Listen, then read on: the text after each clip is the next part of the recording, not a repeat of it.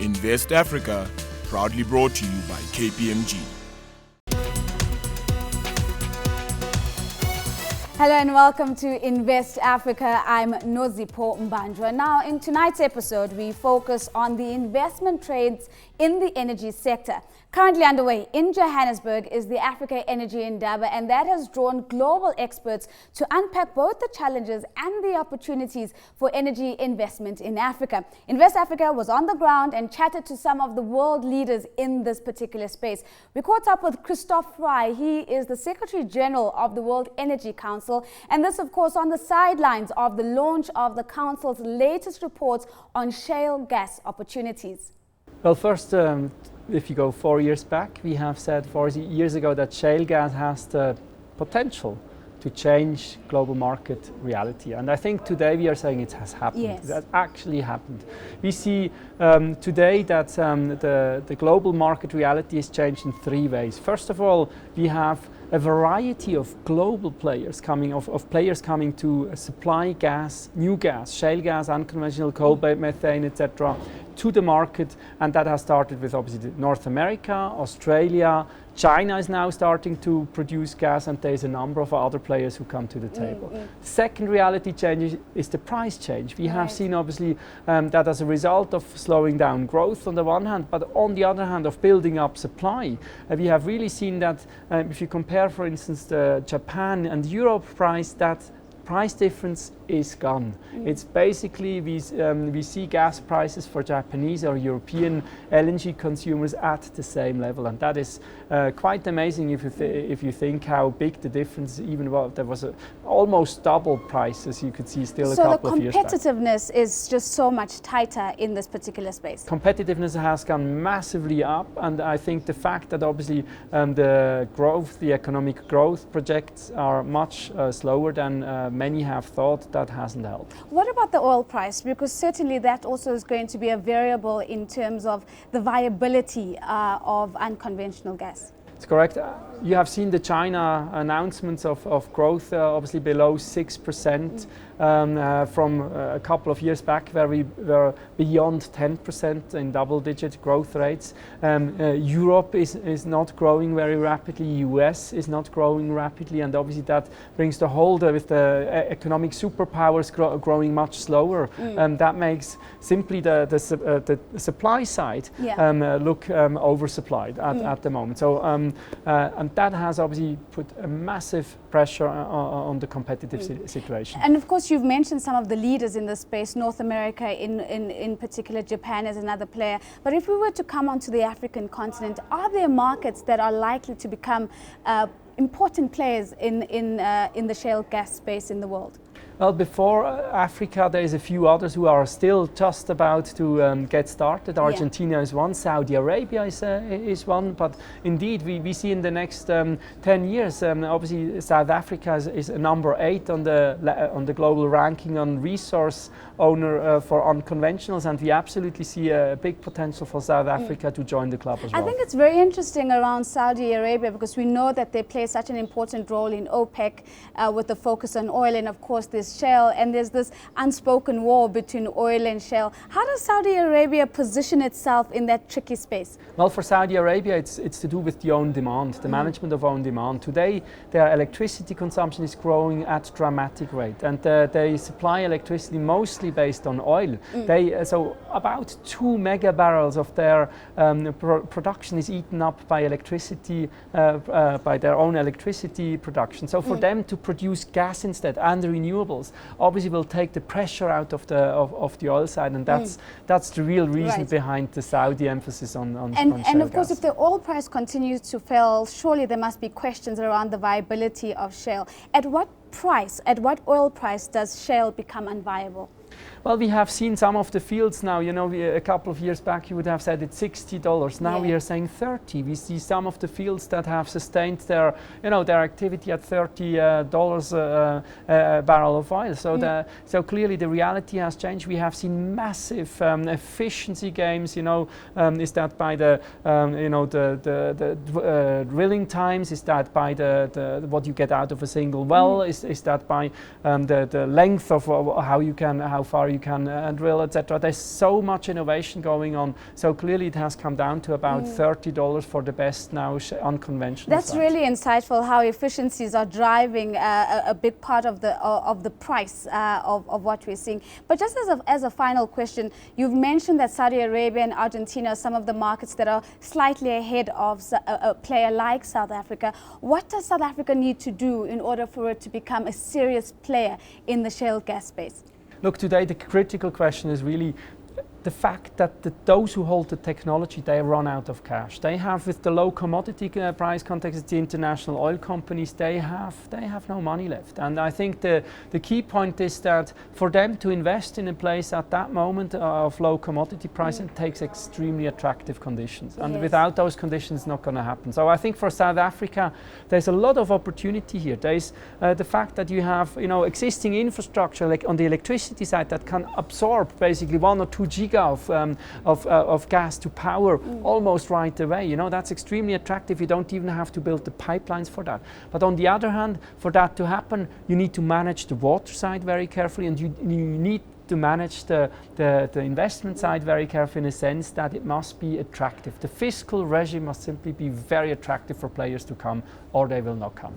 And that was Christoph Frei. He is the Secretary General of the World Energy Council. Now, we know that South Africa has received global recognition for its renewable energy program. This program is said to be one of the most successful public-private partnerships in the energy sector, and the partnership has enticed unparalleled investment into the sector. However, the bid to drive increasing competitiveness by lowering tariffs has had a dampening effect on investor appetite. I sat down with Wendy Green. She's the CEO of Fusion Global, a South African renewable energy company. There is a bit of concern that the tariffs that we're reaching are no longer sustainable. However, we still see competitiveness amongst bidders. So it'll be interesting to see in the next round how it levels out, and hopefully the market has reached a sense of, level of maturity. And those who are still playing in the field, do we have an understanding whether these are domestic players in the main, or are we still seeing a lot of appetite from the international investment community? There's obviously been a lot of international investment to date. I think potentially with the weakening of the rand, we may see a lot of that dropping out in window 5. But time will tell, and a lot of these projects have already been developed. So a developer has spent millions and millions of rands developing a project, and so for them to get it over the line and bid it doesn't cost very much, so they may just still take that risk. What it does mean is that there are a lot of projects being sold, in the markets, projects that weren't successful and that tried to go into the next round.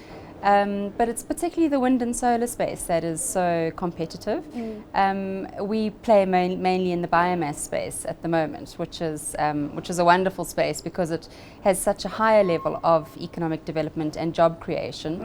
Because of course we're taking, your fuel supply is not the sun and the wind. The fuel supply is from sustainable resources, from forestry, which creates so many more jobs than wind and solar does. I want to come back to the point, Wendy, that you raised around putting power back on the grid. I mean, South Africans have been celebrating that we haven't had outages for quite some time now. But just give us a sense of how much renewable energy has actually come on compared to how much we actually need to get on. Well, I think that the Department of Energy has announced that they want about 13,500 megawatts on by 2025. We're probably about 40% there in terms of procurement, but we certainly have a lot of wind farms and solar farms that are pumping electricity onto the grid as we speak. We've got a whole round of projects that are still in construction through South Africa, and of course a whole lot of projects from the window 4 rounds that are trying to reach financial close. So every month there's more and more projects that are connecting onto the grid. I think there's nearly 100 projects so far in South Africa that have been selected. So you're optimistic that target that's been set by the National Department is something that can be achieved in the South African context? Yes, I believe it can. I believe it can. But as I said, it'll be interesting to see how the market matures. Yeah. What about the demand side? I mean, from a household level as well as big and small business, are we seeing an aggressive move towards renewable energy as against the traditional approaches to accessing power? I think that there are. I think there are a lot of people that are putting, you know, or not necessarily electricity for switching your lights on, but there's a lot of solar geyser. You know, that industry I think has progressed a lot. And I think everyone's trying to think out of the box a bit. You know, we work a lot with agriculture, and we're seeing, you know, the agricultural businesses that are saying, well, what feedstock do I have? What resource do I have at my hands that I can use to produce power? But it's not, I think for SA Inc., what's important to understand is it's not good for people to go off the grid. It's my belief. My belief is that one of our biggest infrastructure assets in South Africa is the grid. And rather substitute your usage, cut down where you can, but don't necessarily take your household or your business off the grid. Well, what would be the other side of the coin if we had mass exodus from the grid? I mean, what are you seeing that would not be good for SA Inc.? Well, there's potential of the grid collapsing. You know, if there isn't the money to maintain the grid and to expand the grid, you know, the whole infrastructure of the country could collapse. You know, the grid is such an important infrastructure, and not everybody can go and put up a generating unit for their own business. So rather keep people on the grid, help them to reduce their power, help them to subsidize. So whether it's putting in solar panels, solar geysers, using resources that they have, you know, farmers can use their waste to run biomass plants, even on small scales. You know, reduce. Obviously conserve is always first. But my belief is that we still need to support Eskom and having the grid. We still need the grid.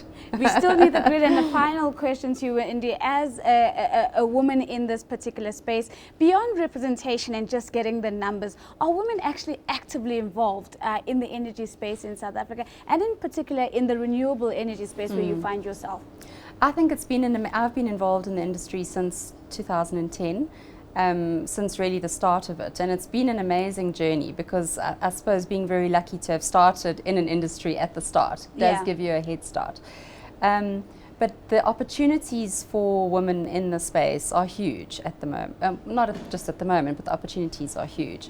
Not only, so each and every single project which is built in South Africa, nearly 100, there's a whole lot of, as part of the procurement program, there's a lot of local procurement, women procurements, local jobs, women jobs that are required as part of the program. So that has created this whole kind of secondary industry or secondary demand for women. And a lot of the people that I started out with that were part of corporates have, so many of them, have started their own businesses, and I think that's just amazing. Some really interesting insights coming from Wendy Green. Of course, she's the CEO of Fusion Global. Let's take a short break. When we come back, we're going to be giving you insights from the Zimbabwean energy regulator, as well as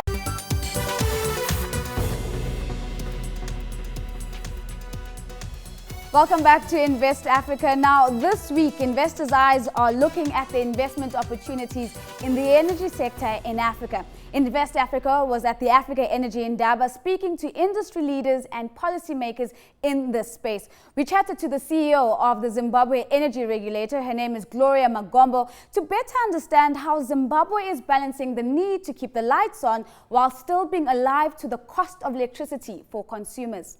Regulators, by their nature, have the most difficult job of balancing two diametrically opposite expectations. That of being able to provide a service at a reasonable rate of return and affordability by the end users. And the expectations are always the opposite of each other. The utilities wanting maximum profits and the people wanting least costs. What do we do as regulators to make sure this expectation is managed? Because it's really managing it. You can't totally eliminate it. It's coming up with regulatory methods of determining the tariff which are transparent and can be explained to the people. You need to bring that dialogue and conversations between the utility and its customers so that the utility can explain why they need a tariff, and the customers can also understand why and how that tariff is going to improve their lives, even if it means an increase, and what that increase will mean in terms of quality of service and availability of that service. Because you need to have that balance. But when you have done your job well as a regulator and you have transparently introduced from both parties, usually no one really likes you in the end. The decision is never the best for any of the parties. So how has the Zimbabwean energy regulator done? How would you assess your own performance in this regard? The fact that we have been going through tariff reviews and we have been consulting stakeholders, we are not popular either from the utility side nor from the consumer side. But we believe that we have done everything possible and according to the book and as transparently as possible, recognizing all the challenges which each party faces and come up with a position which is able to balance those interests. Usually it's not liked by both parties, but at least it then recognizes that there is need for security of supply, there's need for affordability, there's also need for sustainability, which are three areas which are very difficult to balance, especially if you bring in the sustainability part of the question, because renewables are quite new in a lot of countries. If you look at the solar, a lot of countries want to take up solar, but solar by its nature has tended to be much more expensive than the conventional power, and depending on its contribution to the network, obviously it can have a significant impact on the end user's tariff. So those are some of the issues which we have to have conversations about and come to identify what is the best way forward. And us as Zimbabwe will want to learn and take lessons from the South African procurement process, which you did for renewables. We believed that it not only brought in sustainability and more in terms of the mix of the renewable in the South African mix, but it also brought in competition which resulted in lower prices. And we believe that such lessons can be replicated among the other players in the region. There are a number of African markets that are really focusing on getting the energy infrastructure and energy provision right. If we think about Nigeria and its own independent power producers journey, South Africa with the renewable energies, from your view, what is the optimal model to ensure that there's a financial viability and sustainability of the utilities, but also at the same time that there's mass electrification as well as affordability on the part of the consumers? Is there a model that you think this is the model that we perhaps should be looking at least in Zimbabwe? There's really no silver bullet which will resolve those issues and come up with a one-size-fits-all answer. But what is key is that each country looks at its own peculiarities and what are the competitive advantages you have as a country. You might find that Zimbabwe as a country might have more opportunities for hydro, which is slightly much cheaper than solar solutions, and trying to make sure that we use that advantage and develop more hydro will help for us to bring in the issue of affordability in the long term and address that. And that was Gloria Magomba, the CEO of the Zimbabwe Energy Regulator. Now, the eyes of the world were on Paris last December 2015, where the COP21 climate conference was taking place. The event was hailed a global success, with the Paris Agreement signifying a renewed commitment to climate change targets. Now, one of the foremost voices representing business at the conference was Philippe Joubert. He is the chairman of the Global Electricity Initiative and is also a senior advisor and special envoy for energy and climate at the World Business Council for Sustainable Development. Invest Africa sat down with Philippe to understand what the Paris Agreement means for business and investors. For business, This is a fundamental change. We have been running business as if nature was free and available and unlimited. This is just finished. We cannot consider that. The whole environment, legal, the license to operate, the product, the R&D, all this is changing with an amazing speed. And who doesn't understand that, I think, will not be here too very long. Of course, one of the engines that keep business operating and keep business alive are investors who continue to inject investments into these businesses. If we are to change the way we do business, as you're suggesting, should we also be changing our framework or the lens through which we see investment? Absolutely, and I think this is what was amazing in Paris, where the banks, the funds, the insurance company, the rating agency, they are all clear now. They are either going to this famous decarbonization of portfolio, you have seen a lot of CEOs have saying that, or they are implicitly now putting a price of carbon, for example, in their decision of investment. So this is changing the whole assets portfolio. It's slow, it's too slow, but it's happening. And of course, we saw the VW scandal also last year, and that raised a whole lot of questions around the extent to which business is actually willing to cooperate and to play by the rules. Do you get a sense that we are moving towards a space where there's going to be more transparency and a greater willingness from business to not only abide by the rules, but to be leaders in the game with regards to working towards positive contributions to climate change? You know, we should not be naive. We will always have greenwasher. We will always have people trying to go around the rules. But what is important now that in Paris we got I will say the targets and the boundaries. And the mainstream business understood that things are changing. Not only the front runner, the big company that have understood a few years ago that something was happening. Now the mainstream business is coming.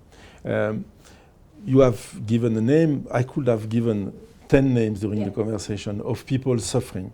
And what is more important is, and perhaps we can spend 1 minute on this, the governance of the companies are being involved, they are being made responsible for this. And this is a big change also. Are current governance principles and structures sufficient to actually govern and oversee a world of business where carbon pricing is a reality? Is it sufficient what we currently have on the table? I'm thinking of the King codes and whether this and sustainable reporting as it's been taken up, or do we need to add another layer to the governance? No, don't add another layer, please. No other layer. No. We have plenty of that. You are talking an interesting point, which is the reporting. Yes. Reporting for me, it's at the end of the process. Obviously, you measure, you manage what you measure. So it's important to report. But I think more important is to make sure that the boards are thinking about why this company exists, which kind of stakeholder do you want to satisfy? Not only the shareholder and the price of the dividends. This is one of the stakeholders, not 100% of the raison d'être of a company. This is what we have to change. And perhaps as a concluding comment, you're in Johannesburg today, and from a long trip all over the world. What are the key messages that you're hoping to leave at the Energy Indaba currently underway this week? Before this, there is one point very important that we have not touched. I think things that will change the way the business is rewarding performance and is also publishing performance. It's what we call the price of externalities. But are investors playing their role in terms of being active governors, if we could put it like that, to ensure that the companies in which they are investing are actually taking carbon pricing into their broader decision-making structures? It's starting. It's not, as I said, it's too slow, but it's starting. There are a lot of investors now that are making this one of the criteria of investment. Do you have the right governance? Are you conscious of everything which is changing? And have you put that into your process, the decision-making process? If not, I don't invest in your company. This is, I am launching a new initiative called Earth on Board with the Cambridge University, and we are working exactly on this, to make the board aware of their responsibility and to inform them on all this new form of making this. And that was Philippe Joubert, chairman of the Global Electricity Initiative. Unfortunately, that also means that this is the end of today's episode of Invest Africa. Thank you once again for making the time to join us. Join us next week as we catch up with the competition commissioners from Malawi, Kenya, Zambia and Tanzania, where we'll be exploring the impact of competition policy on investment in Africa. From myself, Nozi Pumbandwa, and the Invest Africa team, it's goodbye.